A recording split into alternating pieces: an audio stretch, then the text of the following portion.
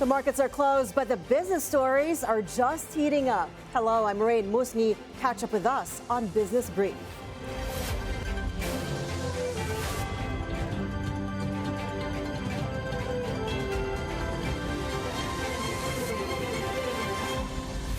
The United States added about 80 companies and institutes to the export control list Tuesday, with more than 50 of them based in China.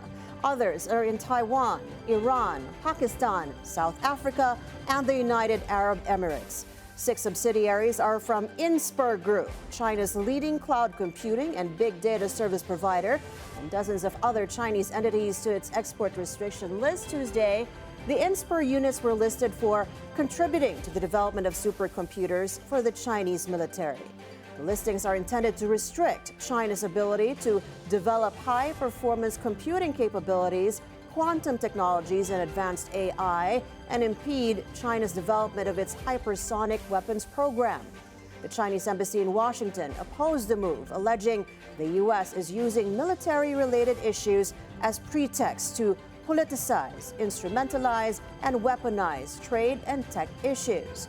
The government adds companies to the Commerce Department's entity list for national security or foreign policy concerns, and companies cannot sell goods to those listed without applying for and obtaining licenses, which are likely to be denied. The United States is posturing forward in the Indo-Pacific, but wants to avoid conflict with China in the region. During a visit to Marine Corps Air Station in Hawaii, U.S. Secretary of Defense Pete Hegseth said Tuesday U.S. exercises in and around the first island chain near Taiwan are not meant to be the precursor to an attack. Hegseth also referred to what Admiral Samuel Papero, who leads the U.S. Indo-Pacific Command, called China's potential rehearsals for an attack. We are doing everything we can to deter conflict with the Communist Chinese, who we don't seek conflict with at all.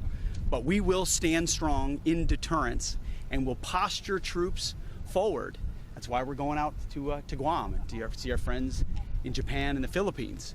We're posturing forward, talking and meeting with commanders who have the capabilities that understand the AOR, talking to friends and allies, and in that, it doesn't get any better than watching troops in action. China's rehearsals could potentially always be a rehearsal for an attack. The rehearsals, the exercises, the campaigns we're doing in and around the first island chain are not meant to be the precursor to an attack. We're here to deter. We're here to show strength with our allies, and that includes ensuring that in every possible way American force is projected forward. So we don't want to see a conflict at all. Well, China firmly opposes the move by the United States to penalize countries that buy oil and gas from Venezuela with tariffs on trade with the U.S. The Chinese Foreign Ministry said on Tuesday the United States should stop interfering in Venezuela's internal affairs and abolish the illegal unilateral sanctions on Venezuela. This comes after U.S. President Donald Trump on Monday issued an executive order declaring that any country buying oil or gas from Venezuela will pay a 25% tariff on trades with the U.S. The United States has long abused illegal unilateral sanctions and so-called long-arm jurisdiction, blatantly interfering in the internal affairs of other countries. China firmly opposes this and urges the U.S. to stop interfering in Venezuela's internal affairs, lift its illegal unilateral sanctions on Venezuela, and take more actions that contribute to the peaceful and stable development of Venezuela and other nations. There are no winners in trade wars or tariff wars. Raising tariffs will only impose greater losses on American businesses and consumers. Thank you. Question from Reuters. Meanwhile, Russia and the United States have agreed to ensure the implementation of the Black Sea Initiative, provided that sanctions were eased on Russia's agricultural and food trade. That's according to the Kremlin Tuesday. It said the agreement includes ensuring the safety of navigation in the Black Sea, the non-use of force, and preventing commercial ships from being used for military purposes, with inspections in place to enforce this. It also added that the United States will help in restoring Russia's access to global markets for agricultural and fertilizer exports, lowering shipping insurance costs, and improving access to ports and international payment systems. Ukrainian President Volodymyr Zelensky, now on screen, said on Tuesday that the U.S. and Ukraine agreed there can be a maritime ceasefire with Russia. That's after talks with the U.S. and Saudi Arabia. Both countries said they would rely on Washington to enforce the deals. First of all, we agreed that there can be a maritime ceasefire and free navigation. You, in principle, know this already. In addition to what is briefly formulated in the statement, you are going to read it. We are grateful to the American side for this result. If we see that someone violates, we believe that we then appeal to the American side through all possible channels, with the facts and evidence that the Russian side violated something. There were no questions about territories, there were no questions about the sanctions, JC. As for third countries, they agreed on that. We are not against third countries. Trump is pressing both sides to bring a swift end to the war, a goal he promised to achieve when he ran for president last year. At the same time, he's pursuing a rapid rapprochement with Russia that Washington and Moscow say could lead to lucrative business opportunities. Proposed U.S. fees targeting Chinese-made ships are raising concerns among trade and logistics experts, who warn of potential disruptions to global supply chains and negative repercussions for the American economy.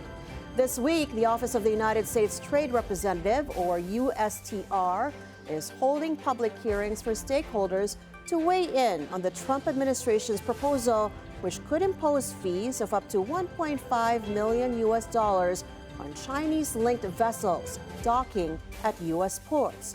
Approximately 90% of all U.S. imports come through seaports. The majority of the vessels are either constructed, owned, or operated by China. Experts fear the added cost could force shipping companies to turn to cost-saving efforts by limiting their stops to major U.S. seaports like Los Angeles. For a grower in the Central Valley, to have to spend another $500 to $1,000 to truck their cargo down to Los Angeles or Long Beach, get on a vessel and move out to Asia, maybe the price for that product, think of a walnut handler as an example, gets too high on a per unit basis, and suddenly they're competing with other growing nations. Despite the current global uncertainty, an executive of shipping giant A.P. Moller-Maersk holds positive expectations toward global trade volume in 2025, as well as the capability of all governments to get together and find a way out of worldwide economic turbulence. Trade growth have actually been fairly strong. We expect something similar this year, around 4%. But as things stand right now, our expectation is actually that again this year we are going to see trade in volume terms growing a little bit faster than global economic growth. We hope that some of these sources of tension that we see, that they will be resolved, that governments find a way to talk about some of these imbalances that we see in the global trade presently, so that we can all continue to benefit from these benefits that globalization might bring to people. Well, Asia-Pacific markets traded higher Wednesday, tracking Wall Street gains on expectations that U.S. President Donald Trump's tariffs could be softer than expected earlier. Australia's ASX 200 and Japan's Nikkei moved higher at least 0.5%. South Korea's Kospi climbed about 0.4%, same as Thailand's SET index, after Thailand's Prime Minister Paetongtarn Shinawatra survived a no-confidence vote. Hong Kong's Hang Seng was up about 0.3%, even as the Hang Seng Tech Index, which tracks the 30 largest technology companies listed in Hong Kong, is also about 0.8% higher as it dances around the brink of correction. We have to pause for a few reminders. The biggest business stories from around the country and the market's closing data are up next. Keep it here on Business Brief, only on the Bilyonaryo News channel.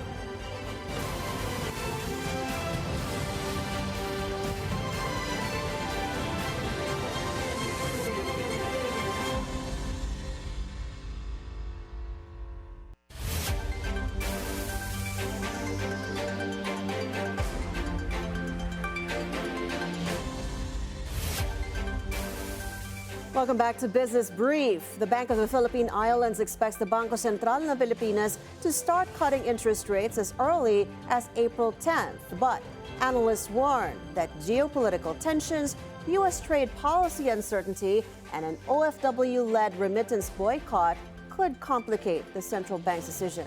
Let's get more details from our correspondent Sujin Kim, who joins us on the line. Sujin, go ahead.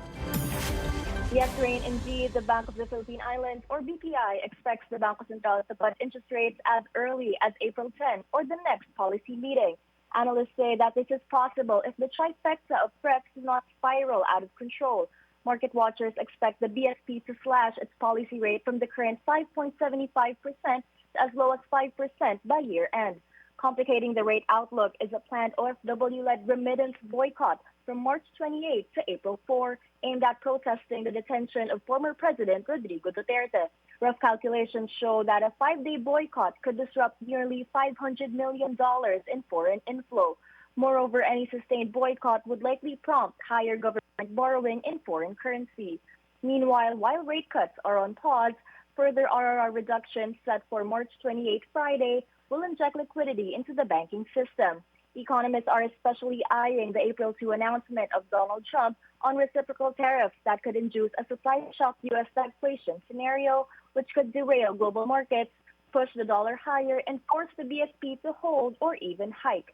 And those are latest updates from Quezon City. Back to you, Raine. Thank you so much for that report, Sujin Kim. Well, as you mentioned, government officials are concerned over a planned zero remittance week by some overseas Filipinos to protest the arrest of former President Duterte.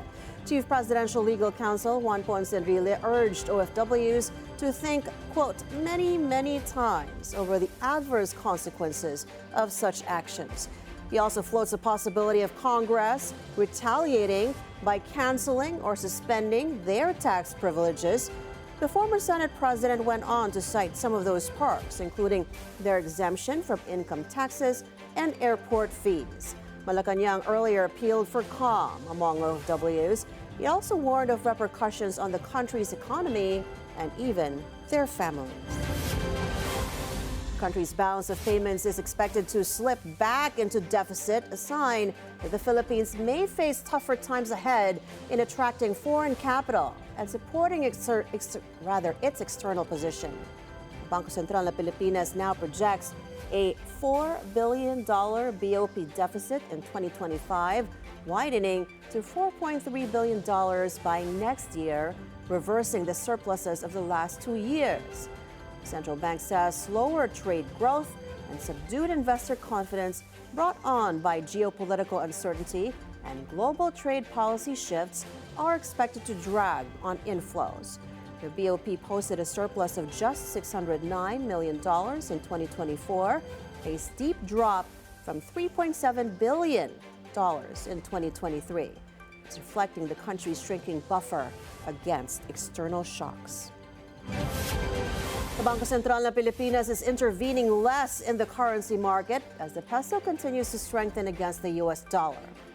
BSP Governor Eli Remolona says the peso's 1% appreciation this month has eased pressure on the central bank to step in. The peso is currently the second best performing currency in Asia next to India's rupee, giving the central bank more room to consider rate cuts.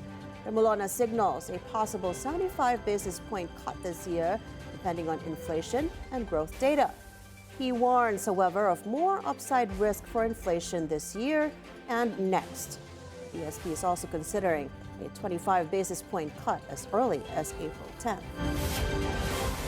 The Philippine National Bank, or PNB, has announced the resignation of its president and CEO, Florido Casuela, effective April 29, 2025. Succeeding him is Edwin Bautista, the former president and CEO of the Union Bank of the Philippines. Bautista, with a 27-year tenure at Union Bank, is credited with spearheading the bank's digital transformation and expanding its retail banking sector. PNB, under the leadership of Bilyonaryo Lucio Tan, is currently the country's 8th largest bank, boasting assets of approximately 1.2 trillion pesos as of September last year. This leadership transition marks a significant milestone in PNB's ongoing strategic transformation, aiming to modernize operations and enhance financial services. Casuela will continue to serve PNB in a strategic capacity as a board advisor, ensuring a smooth transition and continuity in the bank's strategic initiatives. Bureau of Internal Revenue is reminding online sellers and sole proprietors to file their annual income tax returns ahead of the April 15 deadline. That's as the government steps up efforts to widen the tax base in a rapidly digitizing economy. BR Commissioner Raine Musñgi Jr. says this reminder targets businesses that have crossed the value-added tax threshold, urging them to comply with formal tax rules. Taxpayers earning above 3 million pesos annually are also required to submit audited financial statements to ensure transparency and compliance. The push comes amid government efforts to boost revenue collections and bring more digital informal players into the formal tax system, which is crucial for funding public services and reducing the budget deficit. The Department of Agriculture is renewing its push for stronger government intervention to stabilize rice prices, warning that without sufficient funding, the National Food Authority cannot fulfill its mandate to protect both farmers and consumers. Agriculture Secretary Francisco Chu Laurel Jr. says the NFA needs to procure at least 20% of local rice supply to effectively influence palay or unhusked rice prices. But he admits the agency's limited budget hinders its ability to compete with private traders and stabilize farm gate prices. The NFA currently buys fresh palay at 18 pesos per kilogram and clean dry palay at 24 pesos, prices that may fall short of incentivizing smallholder farmers amid rising production costs. This push comes amid heightened pressure to address food security and tame inflation, with rice remaining a key driver of the country's consumer price index. Ensuring a stronger role for the NFA could help build stability in the agri-sector, protect low-income households from price shocks. Prosecutors at the International Criminal Court have submitted their first set of evidence in the case of former President Rodrigo Duterte. They disclosed 181 items to the defense. The Duterte camp has until April 11th to submit their observations on the information from the prosecution. Duterte was arrested in Manila last March 11th for alleged crimes against humanity. His next court appearance is in September. Well, Vice President Sara Duterte expresses confidence that her father, former President Duterte, will be acquitted of charges of crimes against humanity. The Vice President made the statement during a gathering with supporters in The Hague in the Netherlands, where the International Criminal Court is based. Very confident about that what they did was wrong, and there is no case to begin with. He feels better now, and thankfully the doctors and the nurses are taking good care of him. On to the markets now. The Philippine Stock Exchange Index snapped a two-day losing streak on Wednesday, closing flat to the upside. The main index edged up 0.1% to end the day at 61.66. Decliners still outdid advancers, though, 111 to 92, with value turnover still a slim 4.9 billion pesos.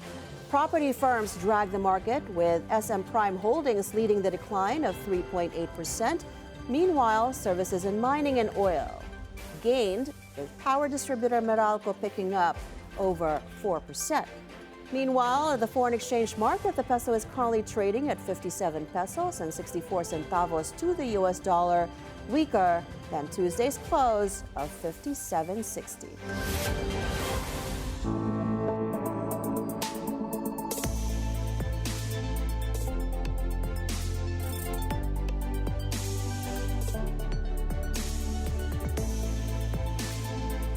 And that's a wrap for today's Business Brief. I'm Raine Musñgi. Join us again tomorrow as we bring you the stories that help you plan your next big, bold moves in business, only here on the Bilyonaryo News Channel.